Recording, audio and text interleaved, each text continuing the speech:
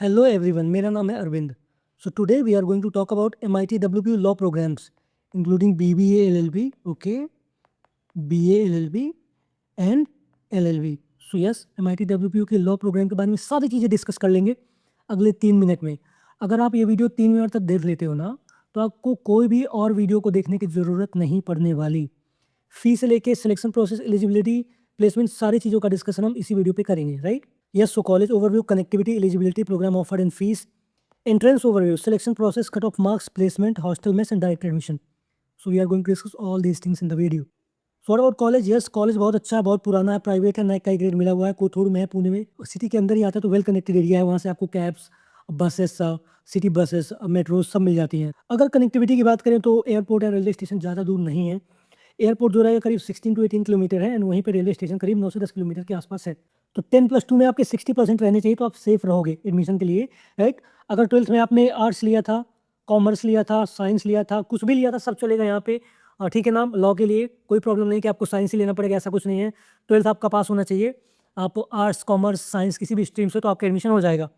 इसके बाद अगर आपका जनरल कैटेगरी से है तो 60% हो गया, और रिजर्व हो तो 55 भी रहेगा, तो चलेगा। सेफर साइड के लिए बोल रहा हूँ, वैसे थोड़ा बहुत कम भी रहता है तो चलता है, बट सेफर साइड के लिए आपको सिलेक्शन चाहिए तो इतना तो रहना ही चाहिए। एग्जाम का क्या एक्सेप्ट करते हैं, तो पहले तो WPU का CT जो उनका खुद का एग्जाम है, वो हम डिटेल में नीचे बात करेंगे। क्लैट एग्जाम जो होता है लॉ के लिए, ऑल इंडिया लेवल का, वो एक्सेप्ट करते हैं। LSAT एंड MSCT लॉ, जो कि महाराष्ट्र के लिए होता है स्पेसिफिकली, वो एक्सेप्ट करते हैं। कौन कौन से प्रोग्राम कॉलेज ऑफर करता है, तो BA LLB, BBA LLB, LLB, okay. So yes, these are the specialization. Fees आप देखोगे तो BA LLB की 2,40,000 है पर ईयर, ठीक है। That fees is per year. BBA LLB की 2,60,000 एंड LLB प्लेन का 1,65,000। तो फीस काफ़ी अफोर्डेबल है, बहुत ज़्यादा नहीं है फीस यहाँ पे, ठीक है। सिलेक्शन कैसे होगा, तो पहले तो आपको MIT WPU का CT देना पड़ेगा, हम आगे वीडियो में सिलेबस में डिस्कस करते हैं। इसके बाद आपका ऑनलाइन एक पर्सनल इंटरव्यू होगा, तो WPU का CT होगा जो कि ऑनलाइन होगा। उसके बाद आपका पर्सनल इंटरव्यू होगा।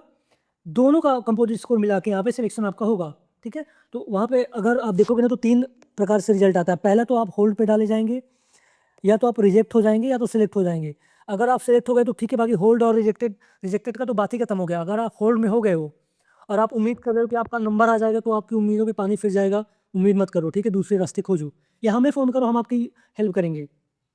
अब जो इनका MIT WPU का CT होता है, ये देखो करीब 60 मिनट का एग्जाम रहता है, जिसमें करीब आपके 100 नंबर रहते हैं। 25 GK के, 20 LR के, मैथमेटिक्स के 20, basic English 25 and computer fundamental 10। तो ऐसे करके 100 मार्क्स का आपका एग्जाम रहेगा, एंड 50 मार्क्स का आपका पर्सनल इंटरव्यू रहेगा। तो 150 मार्क्स का टोटल स्कोर रहता है, जिसके बेस पे ही आपका मेरिट बनता है, सिलेक्शन होता है, राइट। अब यहाँ पे एक एग्जाम कैसे होगा, एग्जाम आपका जो होगा वो, आप अगर देखो, लॉगिन विंडो का क्या मतलब है, अगर आप 2:10 में भी लॉगिन करते हो तो 1 घंटा चलेगा। अगर आप 3 बजे लॉगिन करते हो तो 1 घंटा चलेगा। तो मतलब आपको 2 से 3 के बीच में भी किसी भी टाइम पे लॉगिन कर लेना है। उसके बाद आपका जो एग्जाम 1 घंटे चलेगा। इंटरव्यू के लिए 10 से लेके 5 बजे तक आपको रहना पड़ता है वहाँ पे वेटिंग में, समझे क्या? जब भी आपका नंबर आएगा वो आपको इन कर लेंगे, यही सीधा सा प्रोसेस। अगर आप कट ऑफ की बात करते हो तो BBA LLB जो है ना, तो इनका करीब 75 to 80 जाता है। MIT WPU का अगर स्कोर की आप बात करोगे, BA LLB का 70 to 80 और LLB का 60 to 70%। तो क्योंकि ये किसी को नहीं पता ना कि स्कोर हायर परसेंटाइल कितना गया है, क्योंकि सारी चीज़ें ट्रांसपेरेंट तो है नहीं। लेकिन आपका बहुत अच्छा एग्जाम जाएगा तभी आपको एडमिशन मिलेगा। WPU में एडमिशन लेना बच्चों की बात नहीं है गाइज। अगर आपको कोई रिलेटिव हो या फ्रेंड फैमिली सर्कल में हो, तो आप उससे चीज़ें पूछ सकते हो। अगर आपको डायरेक्ट एडमिशन है, एडमिशन गाइडेंस से, तो आपको मैं फ़ोन करो ना। ये जो फिगर्स लिखे हैं मैंने, ओवरऑल लिखा है सारी चीज़ों के बारे में। तो यस, लॉ का भी प्लेसमेंट होगा, कुछ ना कुछ तो होगा ही। 2-3 लाख 4 लाख एवरेज प्लेसमेंट जरूर रहेगा लॉ का। और ये क्योंकि मैंने जो लिया है पूरी यूनिवर्सिटी का ओवरऑल है, ठीक है। हॉस्टल में इसकी बात करें, करीब 2 लाख से 2,10,000 के आसपास आपका खर्चा आ सकता है रहने खाने का। आप अगर कैंपस के अंदर रहते तो आप बिल्कुल भी ये महसूस नहीं करोगे कि आपको कोई चीज़ कम मिल गई, बिकॉज मेस बहुत अच्छी है, वहाँ पे सारी फैसिलिटीज़ है, पूल है, ग्राउंड्स हैं, कोचे से खेल लेने चाहिए। तो अगर आप कैंपस के अंदर रहते हो तो आपको जो कैंपस की फैसिलिटीज़ उनका एक्सेस ईजिली हो जाता है, राइट। तो मेरा यही मानना है कि अगर आप अफोर्ड कर सकते हो 2 लाख देना, तो आप कैंपस में ही रहो। इवन आप अगर 1,80,000 1,70,000 भी देना अफोर्ड कर सकते हो, तो 30 लाख बढ़ाओ और कैंपस में ही रहो। अगर आप कैंपस में रहते हो तो काफ़ी चीज़ें आपके लिए ईजी हो जाती हैं, आपका टाइम बचता है, आप दूसरी चीज़ों में टाइम दे पाते हो। समझ में आई मेरी बात की नहीं? बहुत अगर आपको फ्री होना है, आपको घूमना है, आपको कुछ भी करना है, तो आपका मन है। लेकिन कैंपस में रहते हो तो आप डिसिप्लिन भी रहते हो और सारी चीज़ें सिस्टमेटिकली होती हैं।